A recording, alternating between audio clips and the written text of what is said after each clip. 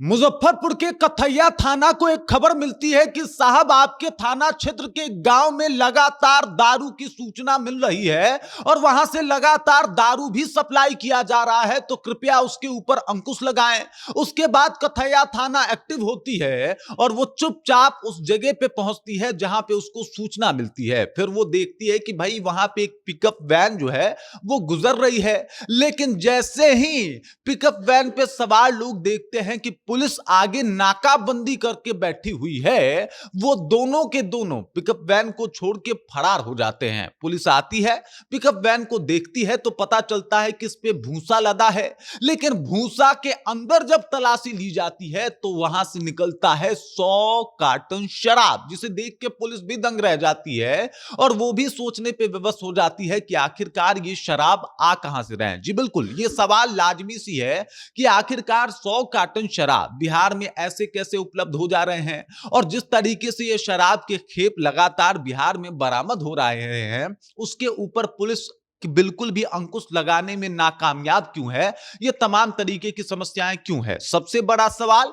नीतीश का दारूबंदी फेल क्यों है और तमाम जतन के बाद दारू पकड़ा भी जा रहा है, लेकिन फिर से दारू कहां से प्रकट हो जा रहा है। ये दारू है या फिर रक्त बीज, एक बूंद जहां से दारू का गिरता है बोतल वहीं से निकलता है। मतलब गजब का माहौल बना है और एक बार फिर से नीतीश सरकार दारूबंदी को लेकर कटघरे में है। पूरी कहानी क्या है, सब कुछ आपको विस्तार पूर्वक बताएंगे, समझाएंगे, लेकिन उससे पहले मेरा परिचय जान लीजिए। मेरा नाम है रजत और आप जनता जंक्शन देख रहे हैं। सबसे पहले इन तस्वीरों को देखिए, कोई यकीन भी नहीं करेगा कि ये जो भूसा लदा हुआ है इसके नीचे क्या है, इसके नीचे और क्या हो सकता है। सबको लगेगा कि नॉर्मल तौर पे कोई पिकअप से भूसा जो है वो लेके इधर से उधर जा रहा है, लेकिन वो जो बुलेरो का पिकअप है उसमें सिर्फ भूसा नहीं था, बल्कि भूसे के नीचे इस बोरे को हटाने के बाद पता चला कि 100 कार्टन जो है, 100 कार्टन कम नहीं होता साहब, 100 कार्टन जो है वो शराब भी इसके अंदर था। मतलब अगर देखा जाए तो लगभग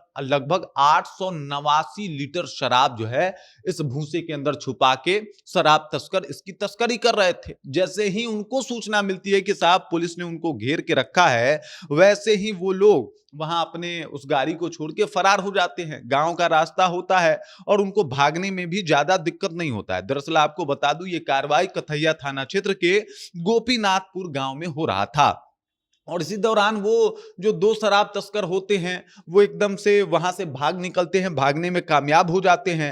हालांकि उन लोगों की पहचान तो की जा चुकी है, लेकिन पहचान के बाद भी उनको पकड़ा नहीं गया है, उनके लिए छापेमारी हो रही है। लेकिन सबसे बड़ा सवाल है कि इतना ज्यादा शराब कहां से आ रहा है बिहार में। आखिरकार बिहार पुलिस ऐसे ऐसे लोगों को पकड़ के उनको लगता है कि ये बड़ी कामयाबी जो है उनके हाथ लग गया, लेकिन आखिरकार ये बिहार में शराब पहुंचवा कौन रहा है, शराब का वो विशेष वो सरगना कौन है जिसकी वजह से शराब जो है वो बिहार में आसानी से पहुंच पा रहा है। मतलब एक पूरा नेटवर्क काम करता है, एक पूरा चेन काम करता है इसको बनाने में और इस तरीके के चीजों को करवाने में।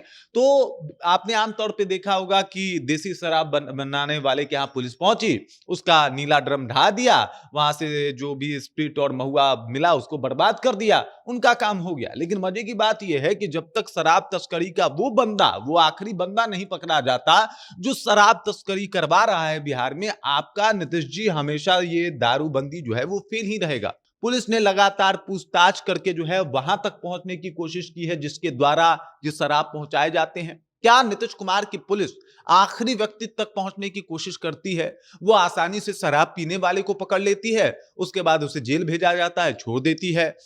वो आसानी से, आपने सुना होगा कि भाई तस्कर को पकड़ के खुश हो जा रही है। लेकिन क्या ये दो लड़के जो एक गांव के निवासी हैं वो 100 कार्टन शराब ला सकते हैं? ऐसा हो सकता है क्या? उनका पैठ कहां तक है, उनका लिंक कहां तक है? जब तक उसे खंगाला नहीं जाएगा, भले 2016 नहीं, मतलब 200-400 साल और बीत जाए, उसके बाद भी शराब गिरोह का जो है वो भांडाफोड़ नहीं हो पाएगा। अभी मात्र 10 साल हुए हैं, 100 साल और भी बीत जाएगा तब भी नहीं पकड़ा जाएगा, क्योंकि अंतिम व्यक्ति की तलाश हो ही नहीं रही। छोटे छोटे तस्करों को पकड़ के, छोटे छोटे शराब कारोबारियों को पकड़ के पुलिस इसको बड़ा जरूर बताती होगी, लेकिन वो अंत तक पहुंचने की ना कोई गुंजाइश है, ना कोई पकड़ा जाता है। आपने आमतौर पे यही सुना होगा कि साहब शराब पकड़ा गया, तस्कर गायब है। अरे तस्कर कैसे गायब हो जा रहा है? और तस्कर गायब हो जा रहा है तो कितनी छापेमारी हो रही है, किसे पकड़ा जा रहा है, क्या हो रहा है उस केस में, इसकी कोई जानकारी बाहर आती ही नहीं है। और यही है दारूबंदी बिहार में ना लागू होने का सबसे बड़ा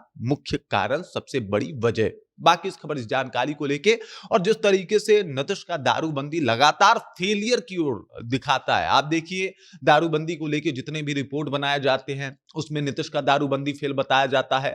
आपने देखा होगा कई ऐसे न्यूज चैनल हैं जिन्होंने ये रिपोर्ट बकायदा पेश किया, जहां पे उनका दावा है कि बिहार के हर एक गांव में एक या दो दारू माफिया एक्टिव रहते हैं और उनका काम होता है कि जिसको भी नीड है उस तक दारू पहुंचाई जाए। वो आसानी से जो है कॉल पे ही होम डिलीवरी का ठेका ले लेते हैं और आसानी से दारू पहुंचवाते हैं। और इसमें नीतीश सरकार एकदम से फेल है, इसे रोक ही नहीं पा रही। हर गली में दारू मिल रहा है, हर घर तक दारू पहुंच के अगर मिल रहा है और नीतीश सरकार उसको रोकने में नाकामयाब है, तो ये सोचने वाला बात है कि आखिरकार दारूबंदी फेल क्यों है। और अगर नीतीश कुमार इसके ऊपर अंकुश नहीं लगाते तो साहब अभी 10 साल हुए, 100 साल और भी बीत जाएगा, तब भी बिहार में दारू मिलेगा, भले बिहार में दारू बंदी क्यों ना हो। बाकी इस खबर, इस जानकारी को लेकर आप क्या सोचते हैं?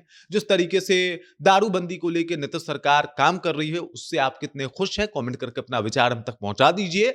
बाकी आप देख रहे हैं जनता जंक्शन और मेरा नाम रजत है।